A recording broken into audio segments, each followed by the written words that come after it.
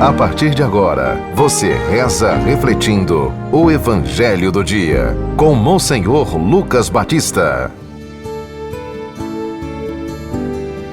O Senhor esteja convosco. Proclamação do Evangelho de Nosso Senhor Jesus Cristo segundo São Mateus, capítulo 5, do versículo 17 a 19. Naquele tempo, disse Jesus aos seus discípulos: Não penseis que vim abolir a lei e os profetas.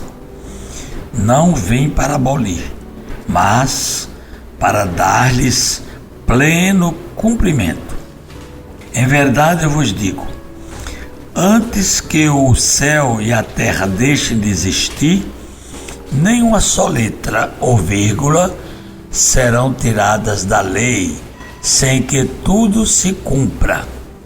Portanto, quem desobedecer a um só destes mandamentos, por menor que seja, e ensinar os outros a fazerem o mesmo, não será, será considerado o menor no reino dos céus.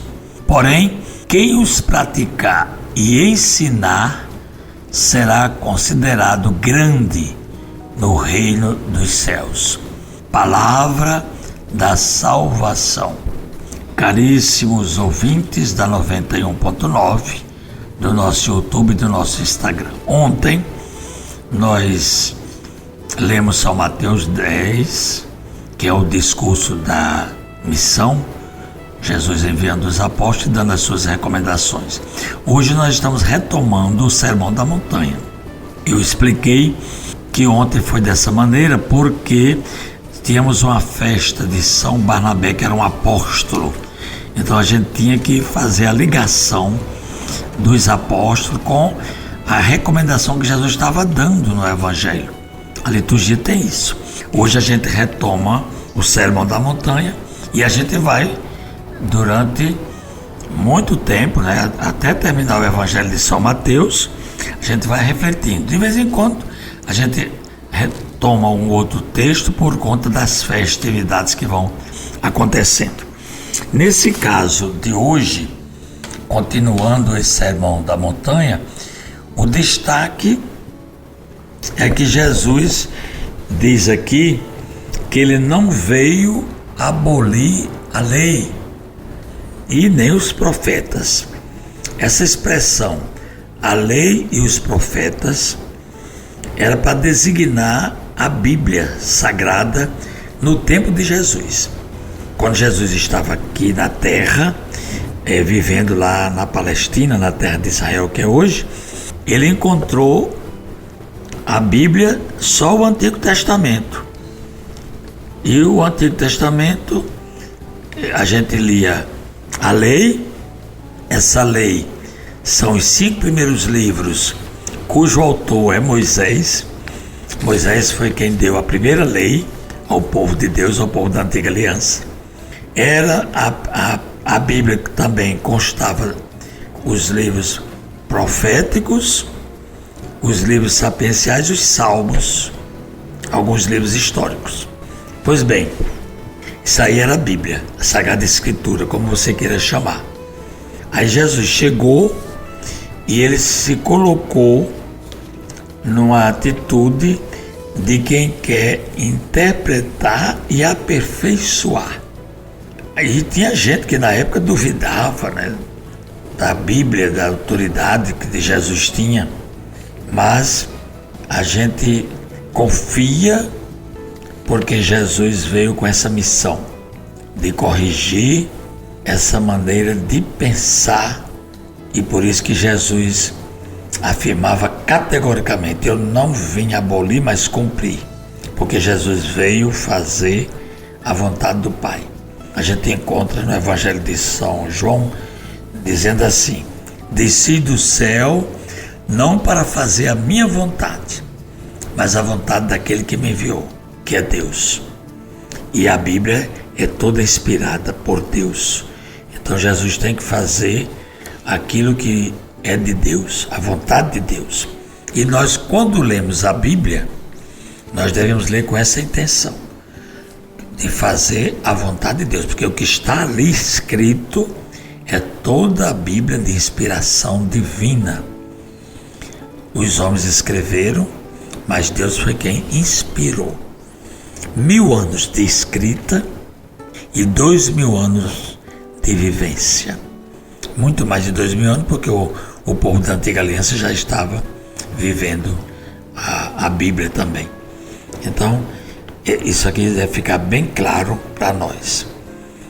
É certo que a compreensão da Sagrada Escritura deve passar pelo critério de Jesus, por aquilo que Jesus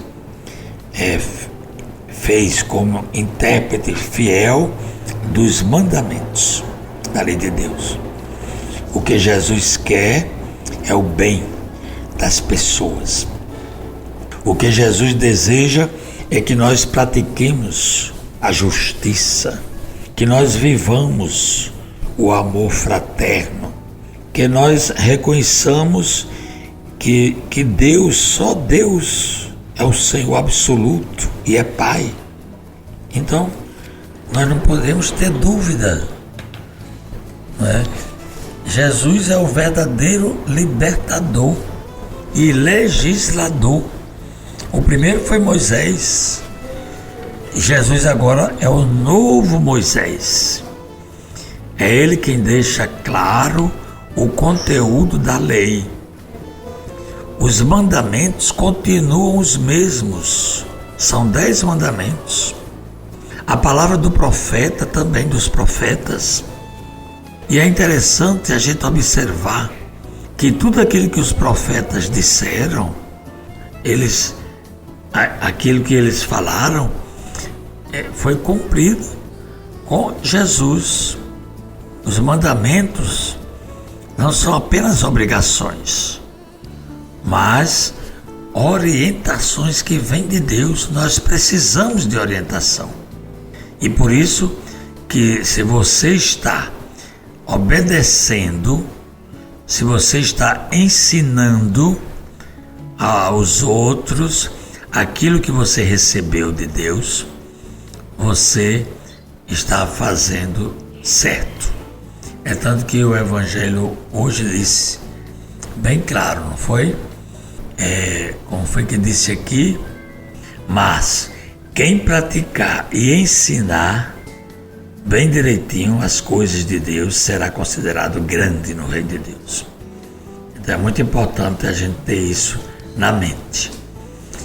Vamos, portanto, fortalecer nossas comunidades com a escuta da palavra e com a vivência da caridade. Cada vez mais devemos nos unir, viver a unidade e também sermos capazes de servir aos outros desinteressadamente, com generosidade, retomando o que a gente viu ontem. Há muitos serviços na comunidade que podem ser gratuitos, que podem ser generosos, não é? Serviços fraternos na saúde, na educação, na vida de comunidade. As primeiras comunidades cristãs eram uma só alma, um só coração, não havia necessitado entre eles, tinham tudo em comum, era uma só fé, um só pensamento, uma só ação. É isso que a gente tem que retomar. A sociedade de hoje está muito excludente, porque pensa no capital, pensa em ter, não é? Em possuir, em acumular e também poder para mandar e dominar. Então isso não é possível numa sociedade cristã. Rezemos dizendo: ó Deus, fonte de todo bem, atendei ao nosso apelo, fazei-nos por vossa inspiração pensar o que é certo e realizá-lo com vossa ajuda. Por Cristo nosso Senhor. Amém. Acabamos de ouvir São Mateus, capítulo 5, do versículo 17 a 19.